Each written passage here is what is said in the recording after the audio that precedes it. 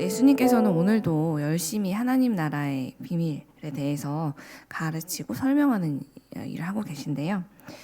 그 이유는 예수님께서 이 땅에 오신 그 이유가 바로 죄로 인해서 죽음에 이르게 된 우리를 구원해서 하나님의 나라로 인도하시기 위함이기 때문입니다. 그래서 예수님은 공생의 기간 동안에 하나님과 그간 멀어졌던 사람들을 다시 하나님께로 부르고 또 그들이 하나님의 나라를 다시 꿈꾸게 하고 바라볼 수 있도록 어디를 가시든 그게 언제든지 항상 그 하나님 나라에 대해 전하고 가르치는 일을 쉬지 않으셨던 거죠. 오늘 본문에서 예수님은 하나님의 나라를 등경 위에 두는 등불에 비유해서 설명하고 계신데요. 사람들이 등불을 가져와서 그거를 그릇으로 덮어두거나 아니면 침대 밑에 숨겨놓지 않고 등잔대 위에 두는 이유가 무엇이냐라고 물으면서 얘기를 시작하세요. 그 등잔대 위에다 등불을 두는 이유가 무엇입니까? 그 이유는 너무나 분명하죠. 어두운 곳을 밝게 비추기 위해서 이 등잔을 가져왔기 때문이에요.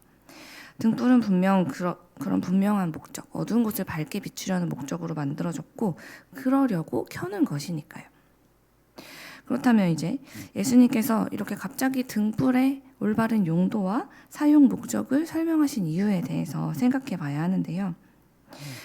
구원의 기쁜 소식 그리고 하나님 나라의 복음을 전하는데 그 일에 항상 열심히셨던 예수님이 갑자기 왜 등불 이야기를 꺼내셨는가를 생각해 보자는 것이죠. 그 이유는 등불의 목적이 방안을 환하게 비추기 위해서 켜는 것처럼 예수님이 이 땅에 오신 이유도 바로 죄로 어두워진 이 세상을 밝게 비추시기 위해서, 당신의 구원의 빛으로 이 세상을 밝게 비추기 위해 오셨기 때문입니다. 다시 말하면 하나님께서 예수님을 이 땅에 보내신 목적은 다른 것이 아니라 이 땅에 그 누구도 구원의 밝은 빛을 보지 못하는 사람이 한 명도 없도록 그 구원의 빛을 찬란하게 비추시기 위해서 예수님을 이 땅에 보내심으로 이 세상의 모든 사람들이 하나님께로 오는 길, 하나님 나라로 향하는 길을 볼 수 있도록 하기 위해 예수님을 보내셨다는 겁니다. 그러므로 우리 하나님께 단 하나의 소원이 있다면 그것은 바로 이 세상에 그 누구도 예수님이라는 구원의 빛을 모른 채로 살지 않는 것. 예수님이라는 등잔대가 날마다 더 높이 들려서 이 빛을 많은 사람들이 바라보고 이 빛에 대해서 이야기하는 사람들이 늘어나고 그래서 더 많은 사람들이 날이 갈수록 예수님께로 나오는 일들이 많아지는 것. 그래서 이 땅의 모든 사람이 하나님 나라에 이르게 되는 것. 그것이 바로 하나님의 유일한 소원이자 하나님이 가장 원하시는 일이라는 것이죠. 그러므로 사랑하는 성도 여러분, 우리가 만약 하나님을 정말 사랑한다면 그리고 우리 안에 정말 하나님께 감사하는 마음이 있다면 우리가 가장 중요하게 내 삶에서 가장 우선순위를 두어야 할 일은 바로 내가 만나는 사람들에게 차별 없이 복음을 전하는 일, 우리 예수님에 대해서 이야기하는 것, 그것이 바로 내 삶의 가장 귀한 가치가 되어야 한다는 것입니다. 하나님께서는 오래전 이스라엘 백성들에게 너희는 나의 백성이다. 그리고 나는 너희의 하나님이다 라고 약속하셨고 그렇게 그들을 하나님의 백성으로 선택해 주시면서 그들과 늘 함께 하시고 넘치는 복을 부어주셨어요. 그런데 이스라엘 백성들은 그 하나님께 선택받은 민족으로서 특권은 누리기를 기뻐했으면서 정작 자신들이 하나님의 백성으로서 해야 될 책무에 대해서는 모른 채 하기 일쑤였습니다. 구원이라는 것은 아브라함의 그 순수 혈통을 이어받은 자기들만의 소유물인 것처럼 으스대며 살면서 누가 더 우리 사이에 율법을 더 잘 지키냐, 우리 중에 누가 더 믿음이 좋냐 이런 것들을 기재기를 하기를 즐겨했고 그렇게 그런 일로 자기들을 높이는 일에는 관심이 많았지만 정작 이 구원의 기쁜 소식을 알지 못하는 이방인들에게는 그 소식을 전할 생각을 전혀 하지 않았죠. 그러나 예수님은 다르셨어요. 하나님의 마음을 누구보다도 잘 알고 계신 예수님은 유대인들이 이방인들을 참 사람으로 여기지 않는 그런 상황 속에서도 그런 문화 속에 살고 예수님도 그런 분위기를 잘 알고 계셨음에도 불구하고 항상 이방인들과 소외된 사람들을 찾아가서 그들에게 하나님 나라의 비밀 또 구원의 기쁜 소식을 전하셨고 어디를 가시든 누구를 만나든 차별 없이 그 복음을 전해 주셨습니다. 그래서 예수님이 가시는 곳에는 항상 구원의 기쁜 소식이 전해졌고, 그 소식을 듣게 된 사람들이 자기가 처했던 그 죽음과 같은 상황에서 구원받는 일들이 일어났으며, 그렇게 생명의 빛으로 나온 사람들에게는 주님께서 일으키시는 놀라운 그 기적을 맛보는 일들이 끊임없이 일어날 수밖에 없었던 거죠. 우리는 예수님의 이야기를 이렇게 말씀을 통해 이렇게 보고 있거나 듣게 됐을 때, 나도 모르게 그건 예수님이니까 가능한 게 아닐까라고 쉽게 생각하고, 내가 내 삶 속에서 일어나기는 어려운 일이라고 스스로 이렇게 포기하거나 어렵게 여길 때가 참 많이 있어요. 저도 그렇거든요. 그래서 이렇게 복음을 전해라라는 말씀이 주어질 때마다 전도에 대해서 다들 너무 부담감을 갖지 않으실까? 이런 이야기들을 전할 때 어려워하시지 않으실까 하는 생각이 사실 먼저 찾아오곤 해요. 하지만 우리가 그렇게 누군가에게, 내가 나랑 친했던 사람에게 교회 얘기를 꺼내거나 예수님에 대해서 얘기를 하면 그 사람이 나를 슬금슬금 피하지 않을까, 싫어하지 않을까 하는 그런 두려움들이 차오르는 것은 당연한 일입니다.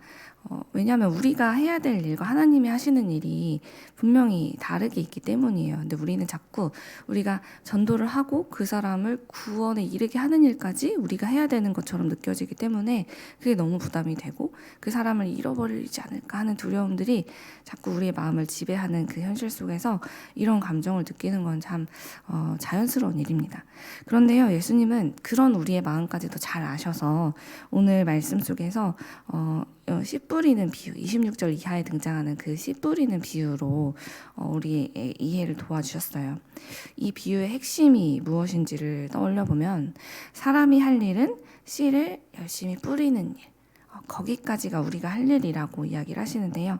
하지만 그 이후에 그 씨앗이 자라도록 해를 비추고 적당한 온도를 베풀어 주시고, 또 비와 바람을 주시는 것은 온전히 하나님의 일이다라는 것을 예수님은 우리에게 가르쳐 주고 계십니다. 우리는 그저 우리에게 주신 그 씨앗, 우리가 이미 예수님을 통해서 받게 된 그 구원의 씨앗을 아직 알지 못하는 사람들에게 그 마음의 밭에 뿌릴 뿐, 자라게 하시고 열매를 거두는 일은 하나님의 영역이다라고 말씀하고 계신 것이죠. 하나님의 나라는 사람의 노력과 수고에 의해서 어떤 때는 잘 되다가 어떤 때는 잘 안 되거나 이렇게 왔다 갔다 하지 않는다는 거예요. 하나님께서는 모든 일들을 당신의 계획대로 이루어 가시는 분이시기 때문에 우리가 씨 뿌리는 농부로서 그분의 완벽한 그 계획 안에 이 씨 뿌리는 이 분야에서 함께 참여하도록 초청을 받은 것뿐이라는 거죠.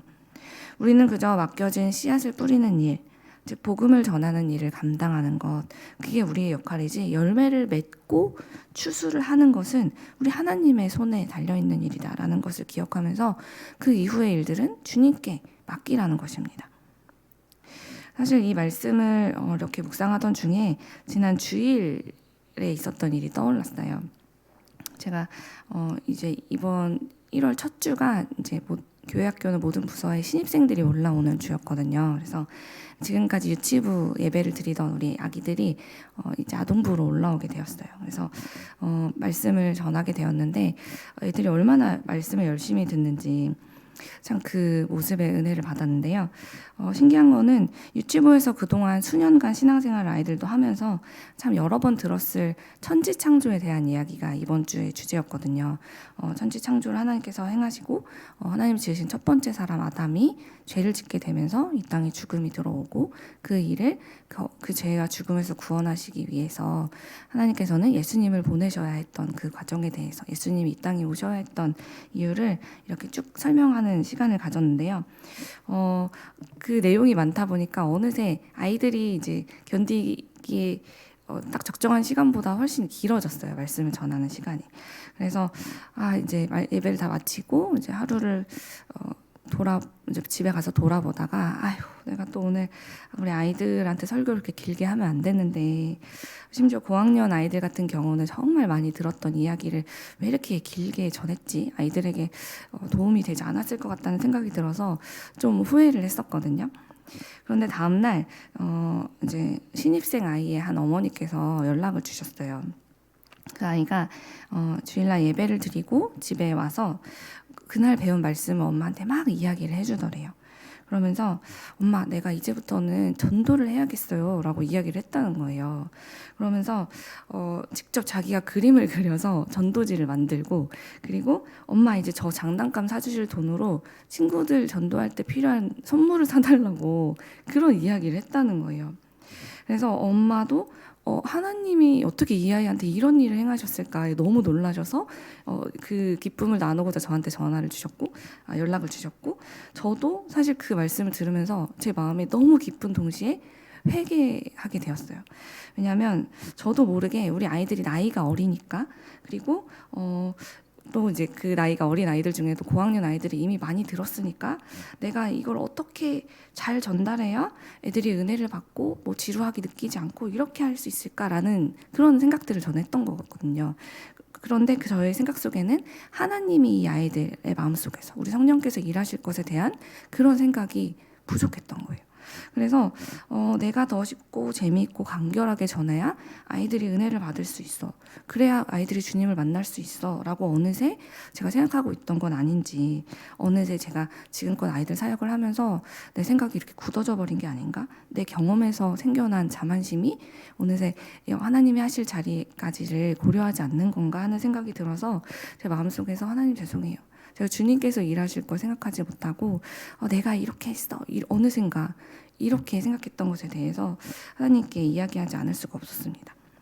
그리고 나서 이제 다시 오늘 말씀을 돌아보니 정말 그렇구나, 하나님의 나라는 우리의 능력이나 우리의 수고로 좌우되는 게 아니었구나, 하나님의 나라는 하나님이 당신의 방법으로 그리고 당신의 시간표에 따라서 정말 어김없이 완성해 가는 것이구나라는 그런 생각이 들었죠. 내가 뭘 대단히 잘하고 있기 때문에, 어떤 대단한 능력을 가져서 하나님이 나를 스카웃을 하셔서 나를 사용하시는 게 아니라 하나님이 다 하실 수 있지만 나를 사랑하시기 때문에 이 귀한 사역에 나를 초대해 주신 거구나, 하나님께서 하시는 그 정말 귀한 이 열매 맺는 일에 씨 뿌리는 자로 나를 초청해 주신 거구나 하는 생각이 들었던 거죠. 그래서 그제서야 제게 맡겨진 이 씨를 뿌리는 일이 나 혼자 감당해야 되는 그런 부담스럽고 어려운 일이 아니라 내게 얼마나 큰 특별한 권리이고 내게 얼마나 큰 복인지를 깨닫게 돼서 더 큰 감사를 저는 누리게 되었습니다. 사랑하는 여러분, 하나님께서는 우리에게도 동일하게 말씀하고 계세요. 우리를 통해서 나는 예수 그리스도의 복음의 씨앗을 뿌리고 싶다라고, 나는 너희를 통해서 너희와 함께 이 일을 하고 싶다, 그러니 이 일에 함께 참여하라고 우리를 부르고 계신다는 것이죠. 우리가 할 일은 그 싹을 틔우는 것도 아니고 비를 내리는 게 아닙니다. 상처 하나 없는 탐스러운 열매를 맺게 하는 것도 우리의 일이 아닙니다. 우리가 할 일은 내가 서 있는 이곳에서 내 주변에 아직 비어있는 이 밭에 복음의 씨를 뿌리는 것, 그 전하는 것이 우리의 일이라는 것을 기억하면서 우리가 주어진 상황 속에서 예수님의 이야기를 나누고 복음을 전하기 시작할 때 하나님께서 반드시 그 씨앗을 싹 틔우시고 자라게 하시고 열매 맺게 하실 것을 믿는 우리가 되었으면 좋겠습니다. 그러면 우리 오늘도 그 믿음을 가지고 기쁘게 복음의 씨앗을 뿌리며 나아가고, 그리고 하나님의 일하심을 기대하면서 오늘 삶 속에서 우리가 예상치 못했던 하나님의 그 놀라운 일을 경험하도록 이 시간 함께 기도하며 나아갔으면 좋겠습니다. 기도하겠습니다.